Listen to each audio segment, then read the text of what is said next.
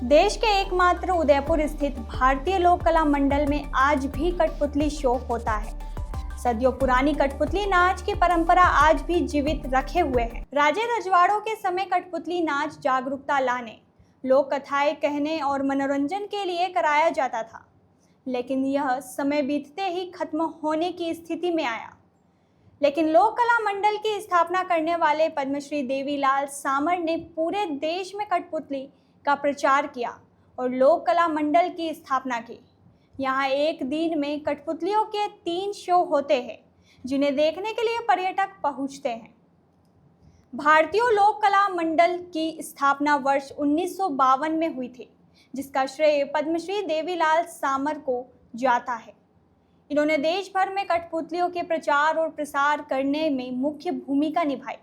यही नहीं, 60 के दशक में पूरे विश्व में पारंपरिक कठपुतलियों में विश्व में प्रथम स्थान प्राप्त किया।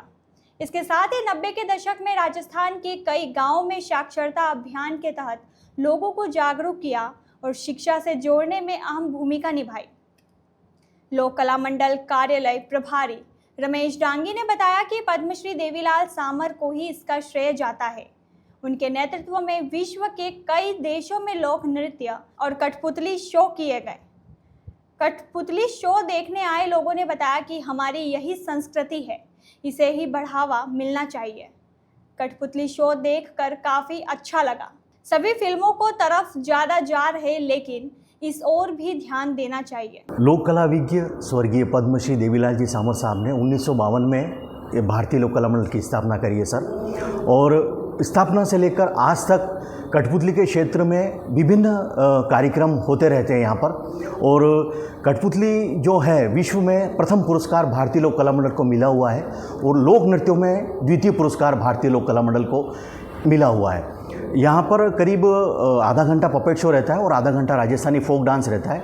दिन में 12 से 1 का शो चलता है, शाम को 6 से 7 और 7:15 से 8:15 का, जिसमें हमारा जो विश्वविख्यात जो ये कठपुतली जो आइटम है उसमें से जो उनके चुनिंदा जो आइटम है वो बताते, जैसे सांप सपेरा, बहरूपिया, लड़का लड़की जोकर, हाथियों का काफिला और तबला सारंगी और नर्तकी, ये दिखाते हैं। उसके बाद में हमारा जो प्रसिद्ध जो डांस है 13 ताल, उसके बाद में ग्रुप डांस में डांग लीला वगैरह, और फिर भवई जो हमारा प्रसिद्ध यहाँ का लोक नृत्य है वो दिखाते हैं सर। इस लोक कला को, पपेट कला को देखने के लिए आया हूँ, क्यों ये जो है हमारी संस्कृति से जुड़ा हुआ है। और आजकल जो लोग जो हैं वो थिएटर की तरफ जा रहे हैं, ड्रामा की तरफ जा रहे हैं, जाना चाहिए, पर एक हमें अपनी पुरानी चीज़ों को जो हमारे बड़े लोगों ने शुरू किया था, ये पपेट कला, इसको हमें आगे बढ़ाना चाहिए। और इसी वजह से मैं ये देखने के लिए आया था।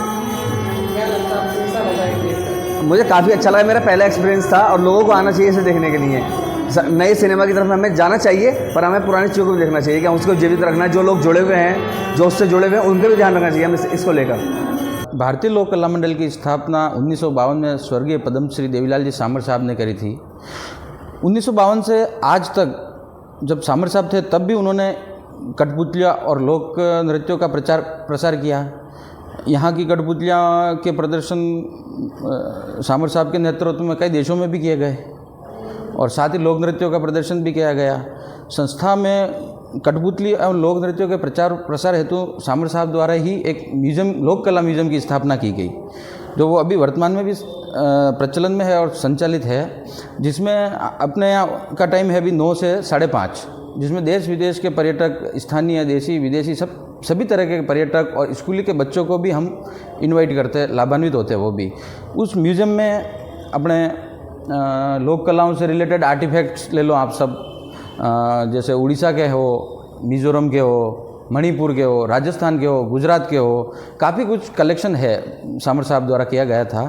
उसके अलावा इन्होंने सामर साहब द्वारा ही लोक नृत्यों पे भी काफ़ी कुछ प्रचार प्रसार किया। देश के कोने कोने तक इन्होंने राजस्थान के लोक नृत्यों को पहुँचाया। वो भी संस्था में अभी जो प्रदर्शन होते हैं वो आपने हाल ही में इन्होंने बताया कि 12 से 1, शाम को 6 से 7 और 7 से 8 3 प्रदर्शन रोज़ होते हैं, जिसमें जो भी उदयपुर घूमने आते हैं पर्यटक वो सब शामिल होते हैं और अच्छा से खुश होकर जाते हैं, मतलब इस चीज़ से। और साथ ही हमारी संस्था में एक ओपन ऑडिटोरियम भी है, जिसमें स्थानीय लोगों, संगठनों, संस्थाओं द्वारा कवि सम्मेलन, स्कूलों द्वारा सांस्कृतिक कार्यक्रम आदि आयोजित किए जाते हैं।